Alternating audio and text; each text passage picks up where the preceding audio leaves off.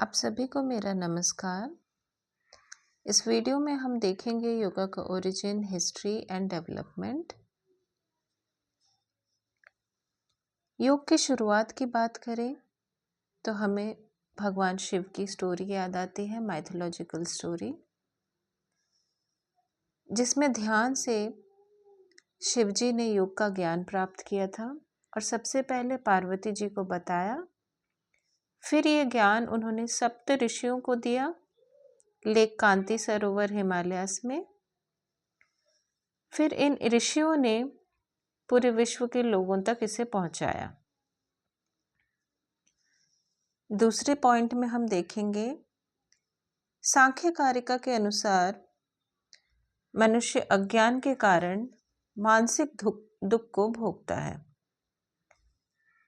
अब इस pen and suffering को ओवरकम करने के लिए, ताकि परमानेंट हैप्पीनेस मिले हमें लाइफ में, मन को शांत करने के लिए, पेन से मुक्ति पाने के लिए योग की उत्पत्ति हुई, ऐसा माना जाता है। ये जो पेन एंड सफरिंग है, इसे हम तापत्रय कहेंगे। ये पेन 3 तरह के हैं, सफरिंग 3 तरह के हैं, आध्यात्मिक, आधि भौतिक और आधि दैविक। आध्यात्मिक हमारा इंटरनल सफरिंग है, जैसे कि डिप्रेशन। आधि भौतिक फिजिकल है, जैसे कोई बीमारी हो जाना। आधि दैविक जैसे कोई नेचुरल कैलामिटी आ जाना। योगा के हिस्ट्री एंड डेवलपमेंट को 5 पीरियड में बांटा गया है, जिसमें हम देखेंगे योगा किस तरह से इवोल्यूशन हुआ प्री वैदिक पीरियड से मॉडर्न पीरियड तक। प्री वैदिक पीरियड में हम देखेंगे आर्कियोलॉजिकल एविडेंस मिले हैं इंडस वैली सिविलाइजेशन के टाइम से।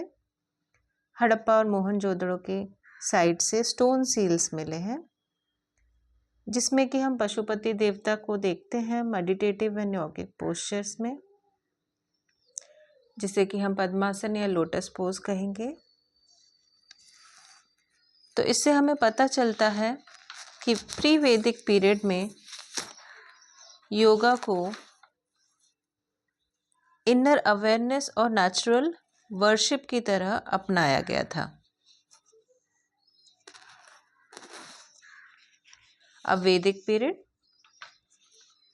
पीरियड में हम देखेंगे Vedas, Upanishad, Smritis, teachings of Buddhism, Jainism, Panini ji के अष्टाध्यायी, संस्कृत ग्रामर, एपिक्स, महाभारत और रामायण, पुराणास 18, भगवत गीता जो कि हमारे महाभारत का ही पार्ट है। तो इस तरह से हमें पता चलता है कि वैदिक पीरियड में योगा को एज रिचुअल्स एंड डिसिप्लिन के तौर पे अपनाया जा रहा था।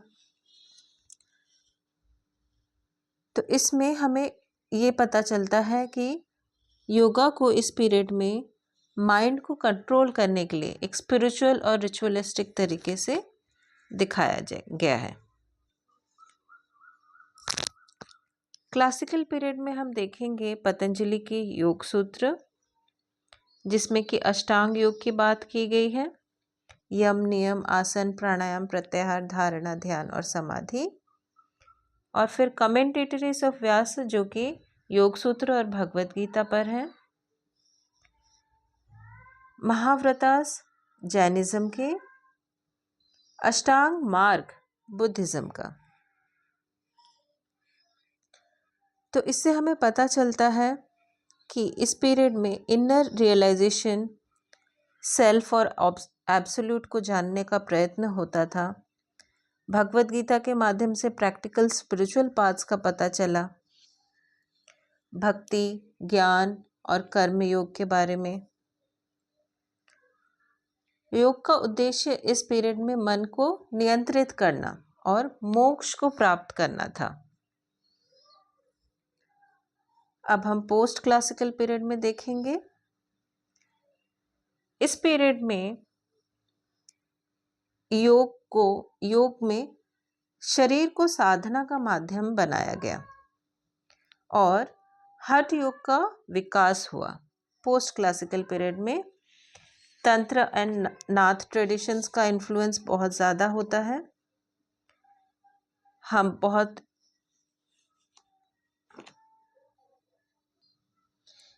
इस समय के बहुत से हठ योग के बुक्स भी प्रसिद्ध हुए, जिस तरह से गोरक्ष षटकम, हठ प्रदीपिका, घेरन संहिता और हठ रत्नावली।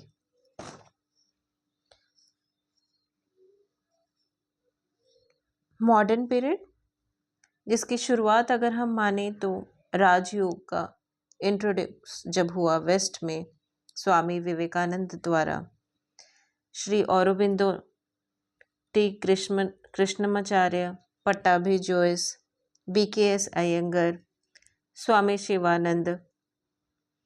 इस तरह से हम देखेंगे कि मॉडर्न पीरियड में physical fitness, stress management, mental health पे ज़्यादा ध्यान दिया गया। पूरा फोकस लाइफस्टाइल की इम्प्रूवमेंट पे हुआ और फाइनली हेल्थ एंड वेलनेस पूरे ग्लोब में, ग्लोबली, यूनिवर्सली योगा को एक्सेप्ट किया गया हेल्थ एंड वेलनेस को इम्प्रूव करने के लिए। अब इस तरह से हम देखते हैं कि योगा कंटिन्यूसली इवॉल्व होता रहा है, एंशिएंट टाइम से लेकर मॉडर्न टाइम्स तक ह्यूमन की नीड्स को पूरा करता रहा है।